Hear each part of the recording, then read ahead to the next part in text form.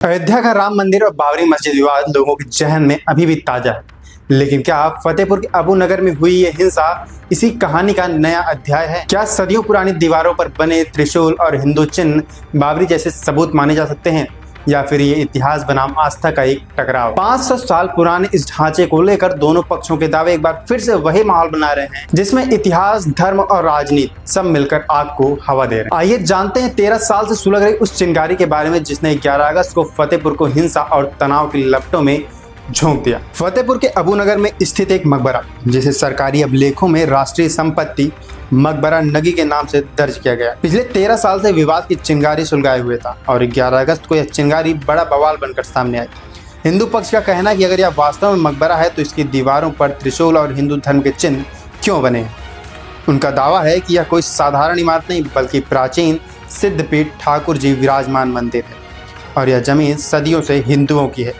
वहीं मुस्लिम पक्ष का तर्क है कि यह 500 साल पुराना मकबरा है जिसे अकबर के पोते ने बनवाया था और इसका नाम रिकॉर्ड खतौनी में साफ तौर पर दर्ज है। इसके बाद 11 अगस्त की सुबह बजरंग दल, हिंदू महासभा और अन्य हिंदू संगठनों के लगभग 2000 लोग ईदगाह परिसर में बने इस मकबरे पर पहुंच गए।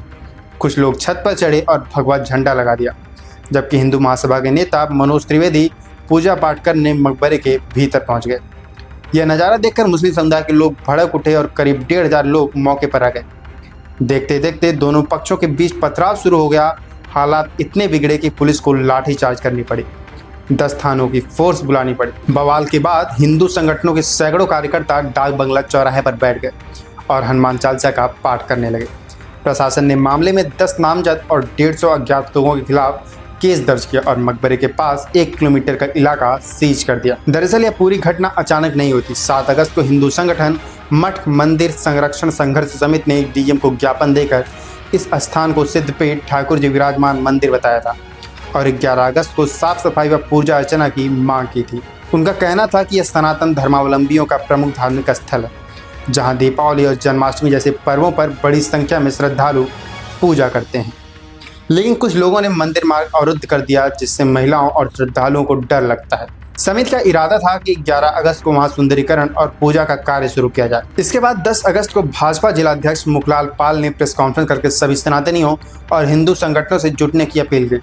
उन्होंने कहा कि वहां सबूत मौजूद है, प्रशासन जाँच कर चुका है और आस्था के साथ खिलवाड़ होने नहीं दिया जाएगा। उन्होंने साफ कहा कि 11 अगस्त को सभी को वहां पहुंचकर पूजा पाठ करना है। प्रशासन को भी इसकी भनक थी, इसलिए डीएम और एसपी ने रात में जाकर हालात का जायजा लिया। बावजूद उसके अगले दिन भीड़ के सामने पुलिस बेबस नजर आई। हिंदू पक्ष का आरोप है कि 11 दिसंबर 2012 तक यह जमीन मकबरे के नाम पर दर्ज नहीं थी, लेकिन सपा सरकार के दौरान कागजों में हेरफेर करके राजस्व अभिलेखों में इसे मुस्लिम पक्ष के नाम करवा दिया गया। बजरंग दल के जिला संयोजक धर्मेंद्र सिंह का कहना है कि यह करीब 20 एकड़ जमीन हिंदुओं की है, जिसे मुगल काल में शासकों के द्वारा जबरन कब्जा कर लिया गया था, लेकिन अब वे इसे वापस लेकर रहे हैं। वहीं दूसरी तरफ मकबरे के मुतवल्ली का कहना है कि अबू मोहम्मद और अब्दुल समद का मकबरा है जो 500 साल पहले अकबर के पोते ने बनवाया था। खतौनी में 753 नंबर पर दर्ज इस जमीन का क्षेत्रफल करीब 77,000 वर्ग फीट है और वे पिछले 20 साल से इसकी देखरेख कर रहे हैं। उनसे पहले अनीस भाई 30 साल तक इसकी देखभाल करते थे और यहाँ ईद बकरीद पर नमाज अदा की जाती है।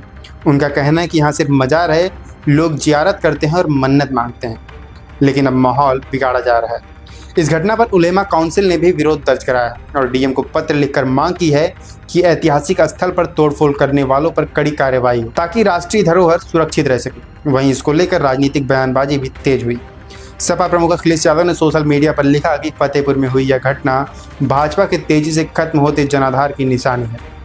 उन्होंने आरोप लगाया कि जब भाजपा की पोल खुलने लगती है तो वे सौहार्द बिगाड़ने की साजिश करते हैं, लेकिन जनता अब इन चालों को समझ चुकी है और न भटकेगी न फंसेगी। उन्होंने सरकार पर तंज कसते हुए लिखा कि देखना है दोषियों की पहचान लखनऊ के ड्रोन करेंगे या दिल्ली के।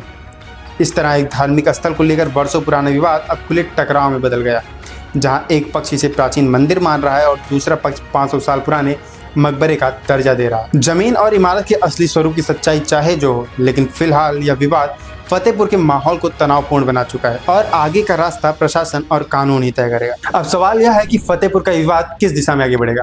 क्या प्रशासन और समाज की सूझबूझ इसे शांत करा पाएगी या फिर यह भी एक लंबी खिंचती हुई कहानी बनकर इतिहास के पन्नों में दर्ज होगी? आपको क्या लगता है, कमेंट करके जरूर बताइएगा।